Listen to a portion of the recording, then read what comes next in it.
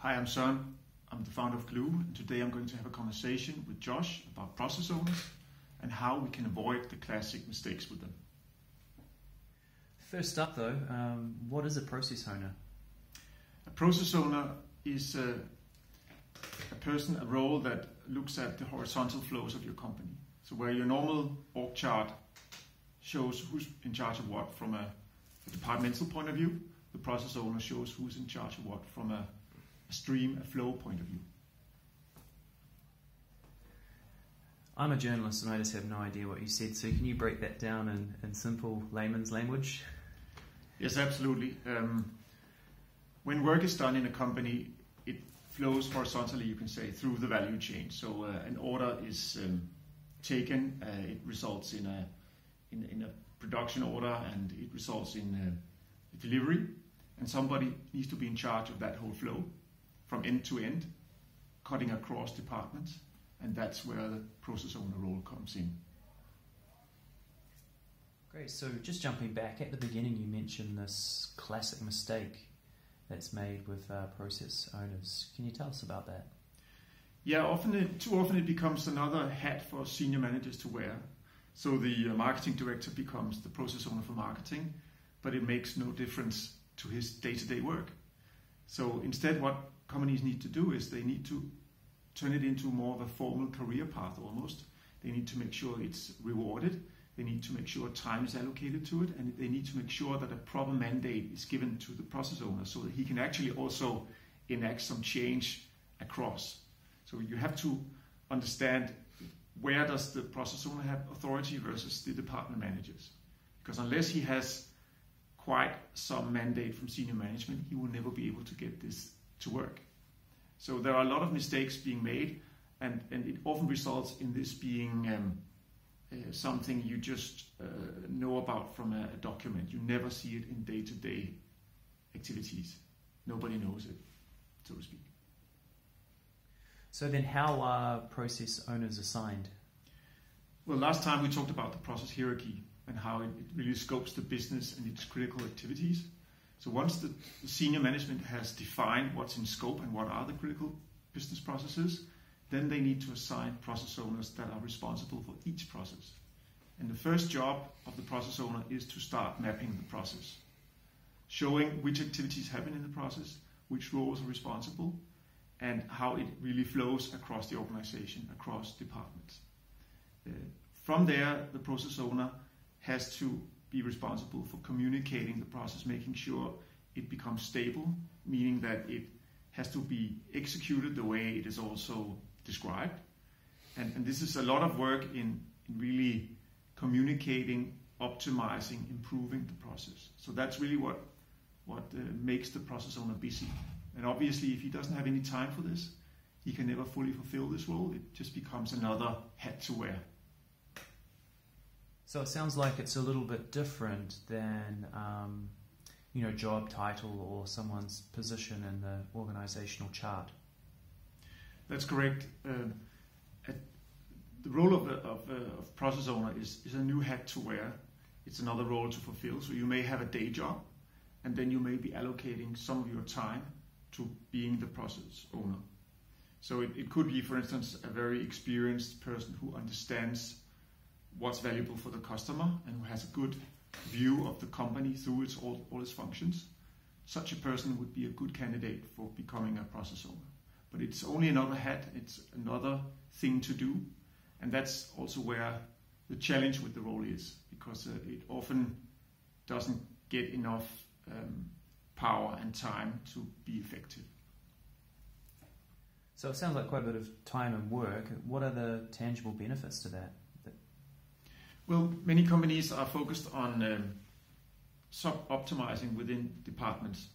What I mean is that every department manager makes sure that the outputs that his department produces can be done faster or better and so on.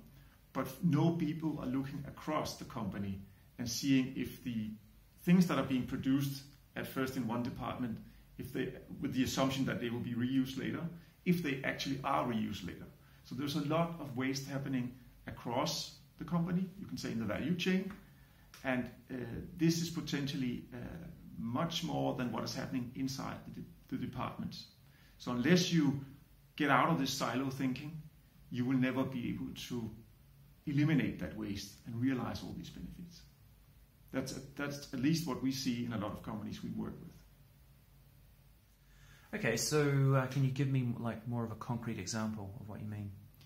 Yes, for instance, I worked with a company that had a process owner for customer onboarding. So they found out that the customers had a bad experience starting up with the company because all the different departments were not working together on meeting the customer's need. So they assigned a process owner for customer onboarding, and this person mapped the process going across the different departments and found out where handoffs were problematic, because often one department finishes their job and then they assume that things are automatically passed on to the next department, but they stop there, and this means perhaps waiting time for the customer and a poor customer experience. So I think that's a very good example. It's also a good example of how a process owner has to look at the customer touch points. He has to look at what's valuable for the customer and what the customer really wants out of the company. So I guess depending on the size of the company, there's, if it's a larger company, there's going to be a lot of different process owners. That's correct. Every critical process needs a process owner. So you may have dozens or even hundreds in large companies. It's important that you don't give them the responsibility at too high a level, so that, for instance, your marketing director is also your process owner for marketing, because then there is no point in the role. It has to be allocated at a lower level. So it sounds like quite a difficult job. How can one be successful at it? Well, it starts with assigning the right people. Every organization has really good people that they're not able to give or don't want to give any formal management positions. So for these people, the process owner role is great. You need someone who has a very good business understanding, a very good customer understanding, and who really can lead without necessarily a formal mandate. And once you have this person assigned, this person in place, then you need to make sure he or she has enough time to fulfill this role.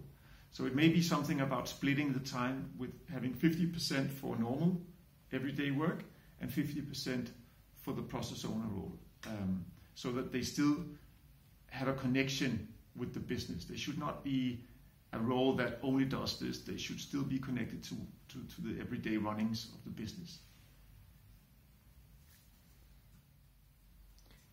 So how can companies help their process owners? Well, aside from the obvious things of a clear mandate and time and so on, they can certainly provide them with better tooling to do this on a day-to-day basis.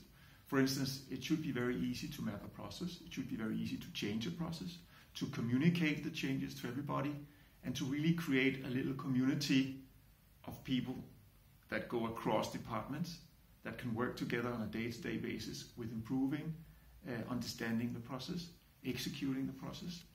The more transparency and visibility they have about this, the more visible the process will be in relation to other activities in the company. So it's very important to make the processes very easy to work with, very visible, and very fast to change. So thanks for watching. I hope you enjoyed our conversation on what the process owner role is, and stay tuned for next episode.